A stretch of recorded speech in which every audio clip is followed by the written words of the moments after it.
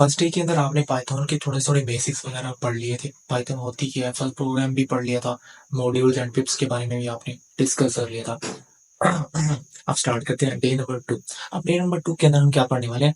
Let's get started. हम computer की screen पे चलते हैं एंड देखते हैं हम क्या पढ़ने वाले हैं। थोड़ा-सा क्या देखो। जी, तो आप कैसे हैं? सबसे पहले आपने मेरे चैनल को सब्सक्राइब कर देना। होप सो आपने इंस्टाग्राम के ऊपर मुझे फॉलो भी कर दिया होगा। डे 1 आपने डिस्कस कर लिया था। तो डे 1 के अंदर हमने क्या पढ़ा था? सिंपल प्रोग्राम वगैरह ही हमने लिखा था। तो अब डे 2 है हमारा। यहाँ पे मैं सबसे पहले तो अपना वीएस कोड ओपन कर लेता हूँ। अभी हम सही तरीके से स्टार्टिंग वगैरह कर रहे होंगे। और ऐसा करता हूँ मैं इसको सबसे पहले तो अपने जो नोट्स है ना वो यहाँ पे ओपन कर लेता हूँ। ठीक है, तो इसको मैं जूम इन कर लेता हूँ। इतना सही है, ये आपको नज़र नहीं आ रहा होगा। यहाँ पे सही है। अब डे 2 है। वेबसाइट पे जाके आपने मेरी नोट्स को डाउनलोड कर लेना है। ठीक है, इसको क्लोज कर देते हैं। अब यहाँ पे हम कमेंट पढ़ने वाले हैं। एस्केप सीक्वेंस क्या होता है ये पढ़ने वाले हैं। अब कमेंट का क्या मतलब होता है? कमेंट होता है ना, वो रेफर करता है हिंट को, कोड को हाइड कर देता है। बस मेरी बातों पे गौर करो, मैं आपको अभी करके दिखा देता हूँ। कंट्रोल फॉरवर्ड स्लैश कमेंट करने के लिए यूज हो रहा होता है। उसके बाद single line strings, multiple line strings के ऊपर या कोड के ऊपर हम किस तरीके से कमेंट कर सकते हैं। और ये फॉरवर्ड स्लैश ये एस्केप सीक्वेंस कैरेक्टर होता है। ये चीज़ें मैं आपको भाई करके दिखा देता हूँ। यहाँ पे क्रॉस करते हैं और हम अपनी एक नई फाइल बना देते हैं जिसका नाम हम रखते हैं मेन डॉट पी वाई। जब एक फाइल के अंदर काम करते हैं तो अच्छा होता है कि हम एक ही फाइल के अंदर उसका नाम मेन डॉट पी वाई रख दें। तो यहाँ पे पहले तो कमेंट के बारे में आपको मैं बता देता हूँ। ये हैश लिखा हमने यहाँ पे कमेंट। ठीक है, अब ये देखो, ये कमेंट बन गया है, ये ग्रीन हो गया। पाइथन के अंदर ग्रीन जो हो गया ना कलर, तो उसका मतलब है कमेंट लगा हुआ है। अब इसको हम प्ले करते हैं ना, ये बस वैसे कोई कोड है नहीं है। कोड होता फिर भी ये कमेंट हो जाना था। यहाँ पे देखो कुछ आउटपुट के अंदर आया नहीं है। हम यहाँ पे लिखते हैं प्रिंट और फॉर एग्जाम्पल 10 लिख देते हैं। नहीं नहीं, ऐसा नहीं है। सब्सक्राइब कर दो। ठीक है, सब्सक्राइब। तो हम इसको प्ले करते हैं। बैकग्राउंड इसको इग्नोर करो जरा। ये देखो सब्सक्राइब हमारी टर्मिनल के अंदर, टर्मिनल, हाँ टर्मिनल गया, आउटपुट के अंदर आ गया हमारा। ठीक है, सब्सक्राइब। अगर हम इसको यहाँ पे कमेंट कर देते हैं ना, यहाँ हैश लगा देते हैं और प्ले करते हैं, हम रन करते हैं, तो ये देखो कुछ भी नहीं आया। तो इसका मतलब ये कि कमेंट बन गया। अब हम अगर इसको दोनों को सिलेक्ट करते हैं ना और कंट्रोल फॉरवर्ड स्लैश करते हैं, तो ये देखो कमेंट हट गया। तो हट गया ना कमेंट। अभी इसको अगर प्ले करेंगे तो ऑब्वियसली ये हमारे आंसर के अंदर मिल जाएगा। आपको मैंने इंट्रो के अंदर भी बता दिया था कि कमेंट होता क्या है। नहीं गेस किया आपने तो ये आपकी मर्जी है। आपने नोट्स वगैरह जो है डाउनलोड कर लेने हैं मेरी वेबसाइट पे जाके, और सब्सक्राइब कर देना चैनल को। इंस्टाग्राम पे फॉलो भी करना है, लिंक्डइन वगैरह भी बनाओ यार। तो एक प्रोफेशनल वे से आप चलो, सीखो। आज ही मैंने एक वीडियो अपलोड किया जिसके बारे में मैंने बताया था केस स्टडीज वगैरह जो काम आप करते हो पोस्ट करो सोशल मीडिया के ऊपर। लोगों को पता चलेगा कि आप काम क्या करते हो, फिर आपके पास ऑर्डर आएंगे। फाइवर वगैरह पे मेरी तरह बैठे रहोगे ना, ये देखो मेरा ये रिफ्रेश हो रहा है। तो अगर आप यहाँ पे बैठे रहोगे तो गए ना आप, काम से खत्म हो जा रहा। खैर, अभी ये फोटो ये बैक स्लैश एन रह गया यहाँ पे हमारा। इसको ये एस्केप सीक्वेंस कैरेक्टर होता है। फॉर एग्जाम्पल यहाँ पे अभी सिंगल लाइन पे हम फिर रहे हैं ना अभी। अगर आप मल्टी लाइन पे जाना चाहते हो ना, यहाँ पे एरर देखने को मिलेगा आपके पास। फॉर एग्जाम्पल यहाँ पे भी आप कुछ लिखते हो तो ये देखो यहाँ पे ये जो है वो रेड है और ये वाइट है। इसका मतलब है आपके पास कुछ एरर है। मैं यहाँ पे लिख देता हूँ सब्सक्राइब डेवलपर हसीब। ठीक है, अब यहाँ पे तो आपको एरर देखने को मिलेगा ना।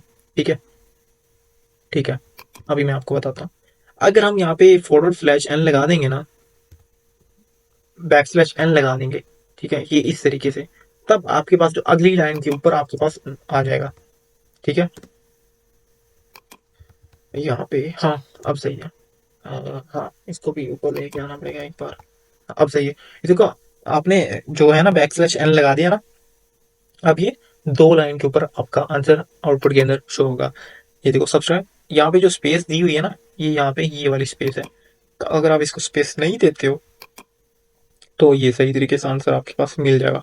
अगर आप इसको मल्टीपल लाइन के ऊपर डायरेक्टली लेना चाहते हो ना, तब आप यहाँ पे एक दो तीन, तो यहाँ पे इस तरीके से आप लिखोगे तो इस चीज को आप प्रिंट करवा लोगे।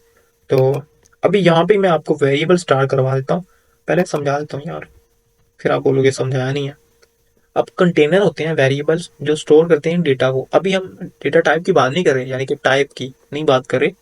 ठीक है, कंटेनर होते हैं, कुछ बॉक्सेस होते हैं जहाँ पे डेटा स्टोर किया गया होता है। ठीक है, जैसे राइस है, ठीक है। यहाँ पे आपको मैं समझा देता हूँ।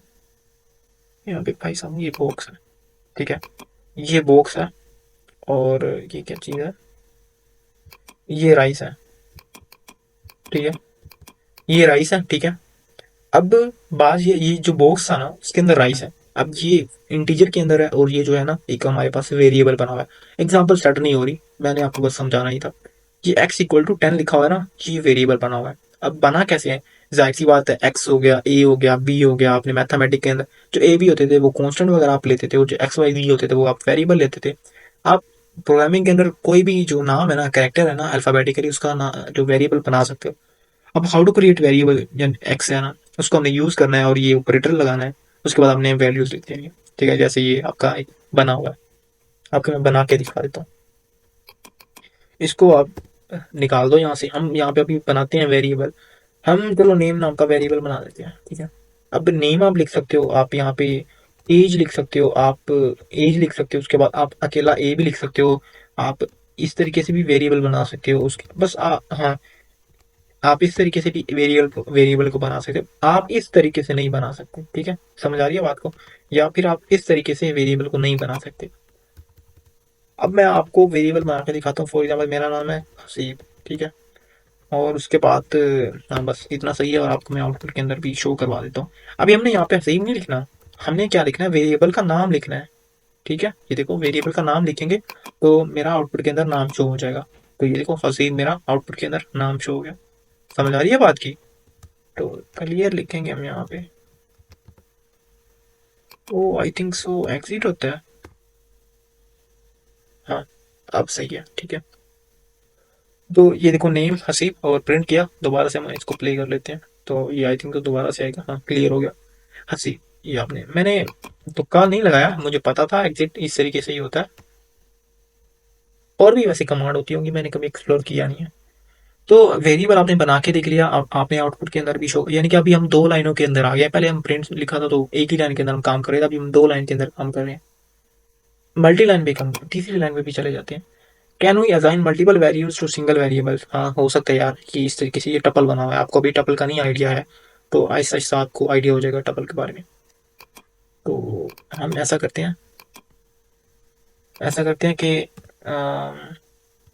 यहाँ पे पाइथन लिख देते हैं। ये देखो एक वेरिएबल है और दो वैल्यूज उसको दी हुई हैं। तो ये देखो दो, ये टपल बन गया। अब आपको नहीं पता टपल क्या, बस सिंपल एक बार समझो, आपको एंड पे बताऊंगा। और आप बिल्कुल ऐसे ही भी कर सकते हो कि लैंग्वेज, ठीक है। अब ये लैंग्वेज क्या है, और उसके बाद आप इसको लैंग्वेज,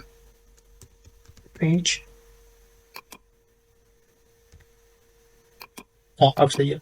तो क्या आप इस तरीके से प्रोग्राम को लिख सकते हो, चेक कर लेते हैं। ये देखो हसीब और पाइथन आपके पास आ गए। लेकिन ये रिकमेंडेड तरीका नहीं है, ये बड़ा अजीब सा लग रहा है। तो आपको क्या चाहिए, आपको चाहिए कि आप इसको उठाओ, ठीक है, नीचे आओ, यहाँ पे लिखो, और इसको उठाओ, यहाँ पे आओ, और ऐसे कर दो, और उसके बाद इसको भी हटा दो। अब यहाँ पे सही है। अब ये नीचे वाली लाइन के अंदर भी आएगा। तो यहाँ पे ये क्या हो गया, हाँ यहाँ पे मैंने एक कॉमा लगाया हुआ था, तो यहाँ पे सही है। तो ये देखो हसीब और पाइथन। अगर आप इसको अगली लाइन के अंदर लेके आना चाहते हो, जो आपको मैंने पहले से ही बताया हुआ है कि ये मल्टी लाइन जो है वेरिएबल वगैरह बन गया। तो अभी हम आगे चलते हैं, यहाँ पे हम सीखते हैं कि है क्या यहाँ पे। तो यहाँ पे डेटा टाइप के बारे में डिस्कस करेंगे हम यहाँ पे। तो फिर से मेरा फ्री वर्जन एंड होने वाला है, तो एडिटिंग करूँगा। आपने बस कमेंट के अंदर लिखना है कि मैंने आपके चैनल को सब्सक्राइब कर दिया, तो मुझे बड़ी खुशी होगी।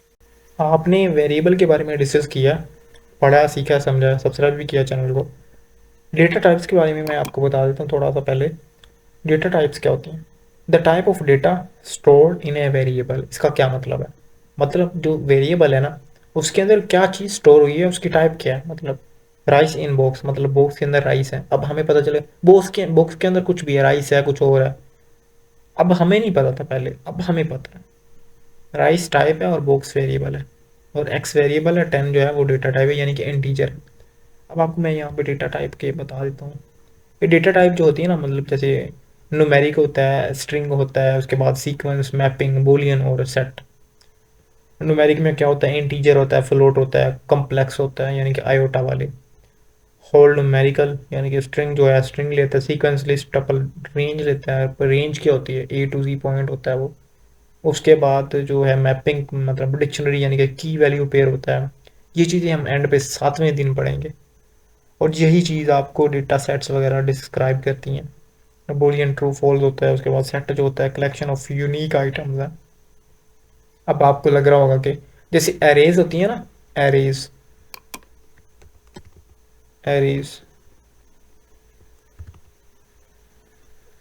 ये देखो एरेज, आपको यहाँ पे सजेशन मिली थी कि सी प्लस प्लस जावास्क्रिप्ट के बारे में, लेकिन पाइथन के अंदर आपको एरेज नहीं मिलेंगे जैसे ये सी प्लस प्लस के अंदर एरेज होती हैं। पाइथन के अंदर आप कभी नहीं सुनोगे कि एरेज आपको आपको देखने को मिल रही हैं, ठीक है। ये देखो आप यहाँ पे लिखोगे ना, तो ये आपको लिस्ट टपल वगैरह के बारे में बताया गया होगा यहाँ पे। ये देखो यहाँ पे, ये देखो what are 4 types of arrays, list tuple वगैरह, जैसे मैंने आपको पहले से ही बता दिया है।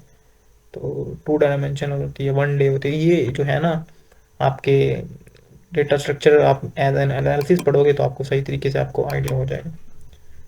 तो आई थिंक सो आपने डेटा टाइप्स वगैरह भी डिस्कस कर लिया। आपको मैंने वैसे कोड करके दिखाया नहीं है, आपको मैं समझा देता हूँ कि किस तरीके से आपको टाइप चेक करते हैं।